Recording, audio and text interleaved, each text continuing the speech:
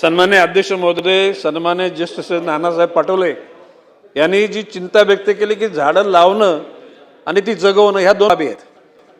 मी अध्यक्ष महोदय मगाशी म्हटलं की अशा प्रकारची यंत्रणा तयार झालेली आहे की इन्स्ट्रुमेंट आलेलं आहे की झाडं किती लावली, ती किती उंच झाली, कुठल्या प्रजातीची आहेत याचं संपूर्ण दर 6 महिन्याला त्याने निरीक्षण केलं जाईल.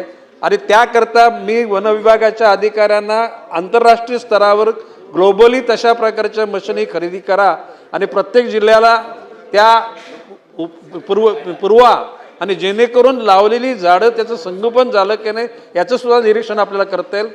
नानाभाऊ पाटोले साहेब, तुम्ही जी भूमिका मांडली अतिशय सकारात्मक. मी एकटा नाही आहे.